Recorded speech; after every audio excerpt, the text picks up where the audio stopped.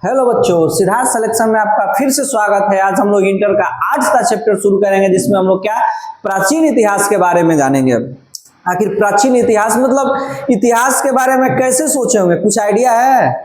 इतिहास के बारे में क्या कहीं गए तो उस पर क्या लिखा रहता है, फलाने कहीं भी जो डेट कर जाते हैं, बड़ा बड़ा ये बिल्डिंग बना रहता है, क्या उनका नाम लिखा रहता है। नहीं तो बोर्ड कोई सैनिक वगैरह डेट कर जाते हैं तो उनके नाम से बोर्ड लगा रहता है। तो गांव में जाते हैं, पूछते हैं तो क्या फलाने सैनिक से क्या शहीद हो गए तो उनका बोर्ड बना हुआ है। इतिहास में हम लोग क्या देखेंगे, कैसे पता चलेगा इतिहास क्या बोला जाए, वैज्ञानिकों के माध्यम से देखा जाए, खोजकर्ताओं के माध्यम से देखा जाए, पुरातात्विक विभागों के माध्यम से देखा जाए, तो सबका अलग अलग अपना अपना राय है। तो वही इतिहास जो हम लोग क्या पुरातात्विक स्रोत के आधार पर देखेंगे, फिर इसके बाद क्या देखेंगे, ताम्रपत्र के आधार पर देखेंगे, अभिलेख के आधार पर देखेंगे, और क्या बोला जाता है, इसके बारे में हम लोग क्या एक तो हिस्टोरिका पुस्तक है, आप पुस्तक को पढ़िएगा तो उसमें आपको इतिहास का विवरण जरूर मिलेगा। ठीक, इतिहास के पिता के नाम पर किसे जाना जाता है, तो इतिहास के पिता के नाम से हेरोडोटस को जाना जाता है। किनको?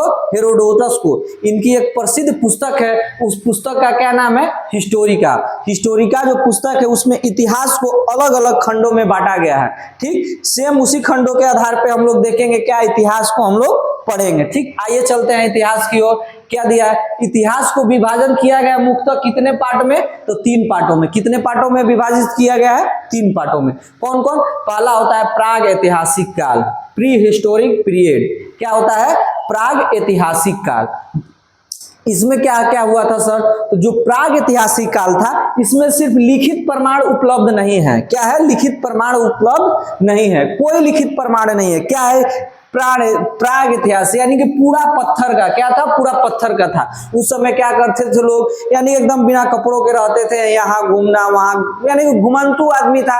जहां उन लोग को बैठने को मिला वहां पे आज यहाँ पे बैठेंगे, चलते चलते थक गए तो वहां पे जैसे एक तरह से जानवर टाइप के लोग रहते थे। कब? प्राग ऐतिहासिक में क्या था? पत्थर मारना था, पत्थर कहीं मिला पत्थर से उनको मारना, यानी कि न खाने का कुछ सुविधा था, कुछ भी करने का सुविधा नहीं था। जैसे एक जानवर घूमता है सिर्फ उसी तरह से आदमी इसमें घूमता था। लिखित प्रमाण इसका कोई उपलब्ध नहीं है कि वो किस में आता है, तो प्राग ऐतिहासिक में आता है। अब क्या देखेंगे? आदि ऐतिहासिक काल। इसमें क्या हुआ था? पुरातात्विक प्रमाण उपलब्ध होते हुए भी क्या हुआ था इसमें, क्या आदि ऐतिहासिक में पुरातात्विक प्रमाण उपलब्ध है, लेकिन लिखित सामग्री भी मिलता है, लेकिन इनको कोई पढ़ा ही नहीं। ससुरा जो आया वो लिख कर चला गया, लेकिन पढ़ने वाला कोई पढ़ा ही नहीं। वो किस में आता है? तो आदि ऐतिहासिक में आता है। फिर इसके बाद क्या देखेंगे? ऐतिहासिक काल। क्या देखेंगे? ऐतिहासिक काल। इसमें क्या होता है? इसमें क्या लिखित भी प्रमाण मिले, उनको पढ़ा भी गया, पुरातात्विक स्रोत भी मिले, अभिलेख भी मिले, उनके आयात और निर्यात को देखते हुए, बाजार को देखते हुए क्या हुआ था, सिक्का का भी प्रचलन हुआ था, सिक्का को भी इसमें मिलता है, उससे ज्ञान मिलता है। तो आइए हम लोग तीनों पार्टों को देख लिए, अब चलते हैं आगे क्लास की ओर।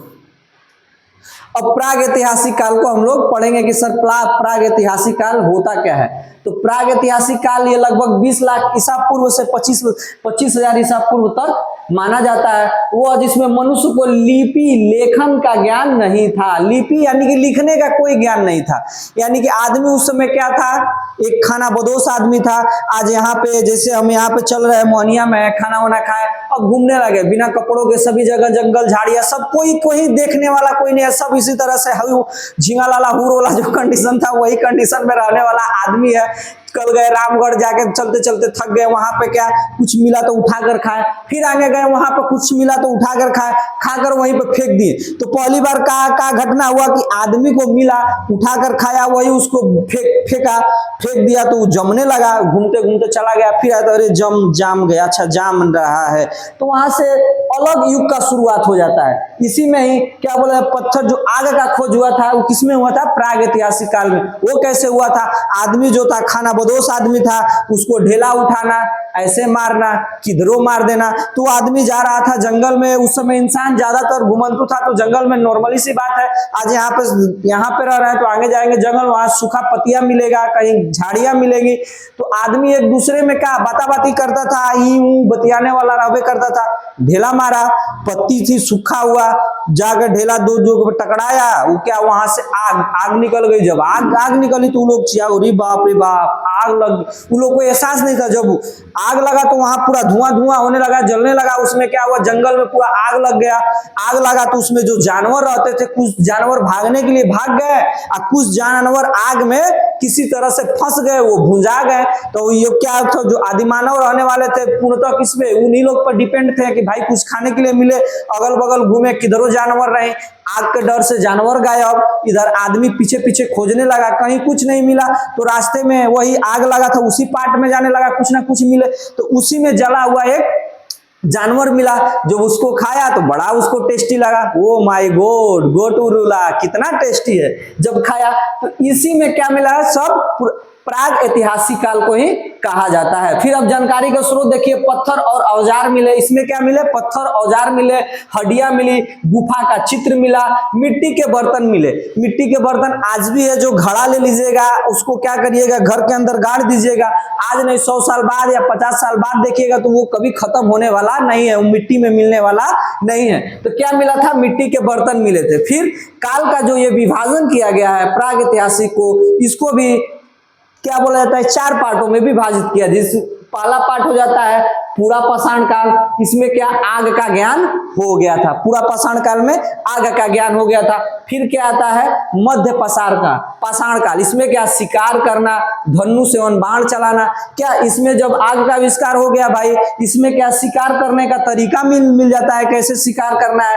फिर नौ पाषाण काल में क्या हुआ था, तो इसमें क्या कृषि का साक्ष्य, यानी कि जो आदमी घूम घूम के खाते थे रहते थे वो सब क्या हो गए, नौ पाषाण आते आते नहीं, अब अपना घर बनाना है। इसी में क्या बोलना है, क्या बोला जाता है कि अब क्या फसल उगाना है। और अस्थाई निवास, सबसे बड़ा चीज अस्थाई निवास का, ये इसमें आप लोग को नौ पाषाण काल में शुरू हो गया था। फिर क्या ताम्र पाषाण मतलब तांबा, यानी कि उस समय क्या होता था कि लोग भाला वगैरह बनाते थे तो बड़े बड़े पत्थर होता था। आज देखिए उस समय से लेके अभी तक 2026 तक, अब तो रॉकेट हो गया, बम हो गया, तुम पे बम मार देंगे, उस पे बम मार देंगे, अब इतना होगा। बट उस समय पत्थर था, पत्थर मारते थे आते, लेकिन ताम्र पाषाण आते आते पत्थर वो क्या तांबा का हो गया। खोज करते करते मानव ये खोजा वो खोजा, धीरे धीरे तांबा का खोज हो गया। इसमें क्या तांबे का औजार का खोज हो गया, पत्थर और औजार बन गए, पत्थरों को और नोखीला पर बना दिया, मतलब पत्थर का औजार इसमें तमाम बदल गया। एवं मिट्टी के बर्तनों का प्रयोग लगातार आप लोग इसमें देखेंगे। आइए चलते हैं अगले पॉइंट की ओर। क्या देखेंगे, पूरा पाषाण। पूरा पाषाण में क्या पढ़ेंगे, ये क्या कहेंगे, पूरा पाषाण में लगभग हम लोग को क्या पढ़ना है। आइए देखिए, पूरा पाषाण काल का क्या है, काल ये लगभग 20 लाख से 10,000 ईसा पूर्व का है। इसका अर्थ होता है पूरा पाषाण काल। ठीक, इसका मुख्य विशेषता क्या है, मनुष्य का जीवन शिकार और भोजन संग्रह पर आश्रित था। इसमें अभी बताए ना, मनुष्य का भोजन क्या चीज था, शिकार करना है और भोजन करना है, बस यही इन लोग का ड्यूटी था। यही दैनिक प्रक्रिया था, 24 घंटा का यही प्रक्रिया था। कहां से शिकार ले ले, कहां से, अभी आप लोग कहां पे जाइएगा, मतलब एक देश है, देश का नाम अभी तो याद नहीं आ रहा है, बट वहां पे जाइएगा तो अभी भी वो लोग जाते हैं, लोग वहां पे देखने के लिए, वो लोग जनजाति को शिकार करना। अभी भी वो लोग मसाला वगैरह ये लोग सब नहीं यूज करते हैं, गर्म पानी में उसी तरह से खाना, कच्चे खाना।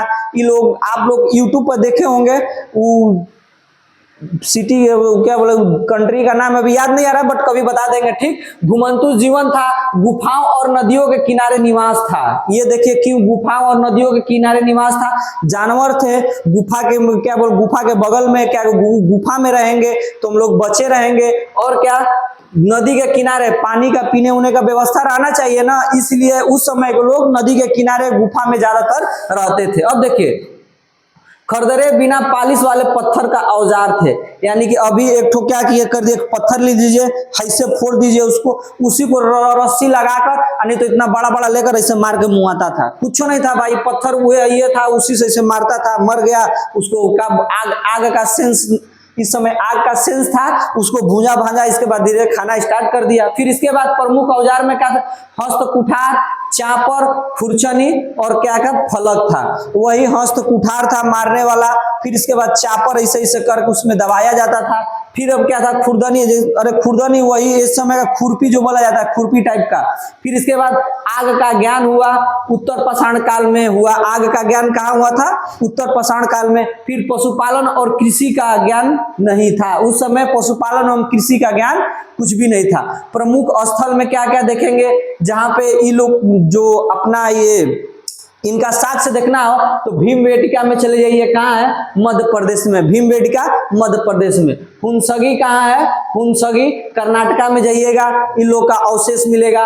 बेलन घाटी चल जाइए, ये कहाँ है? तो उत्तर प्रदेश में, वहां पे जाइएगा तो इस सब का अवशेष मिलेगा। नर्मदा घाटी पे चल जाइए मध्य प्रदेश, वहां पर भी अवशेष आपको मिलता है। सो घाटी जो वर्तमान पाकिस्तान में है, वहां पर भी आपको अवशेष मिलता है। देखिए हस्त कुठार इसी तरह से होता था। इन लोग का किया, इसको पत्थर है, इसको तोड़ के चौक बना दिया, अब इसी को इसे लेकर खड़ा मारता था।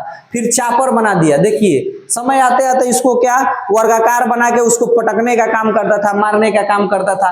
खुरचनी देखिए, खुर्द चनी इसी को बोला जाता है। इससे हल्का से पतला ये रहता था, इससे आदमी करता था। फिर इसको फलक बना दिया, इससे भी पतला इसमें कर दिया। ये पतला मत देखिए, ज्ञान धीरे धीरे यहाँ तक, फिर इसमें थोड़ा सा ज्ञान इन लोगों को विकास हुआ, फिर ज्ञान इतना विकास हो गया, फिर ज्ञान इसमें वही ताम्र प्रसार आते आते इन लोग का तांबा का ज्ञान हो गया था। तो हम लोग इस चैप्टर में क्या प्राग ऐतिहासिक के बारे में पढ़े हैं थोड़ा सा डिटेल से, और अगले चैप्टर में इसका और क्या पूरा पाषाण काल का और भी इसको विधिवत तरीके से इसका नेक्स्ट पार्ट पढ़ेंगे। तब तक के लिए सिद्धार्थ सिलेक्शन की ओर से बहुत बहुत धन्यवाद। हमारे चैनल को लाइक और सब्सक्राइब जरूर करिए।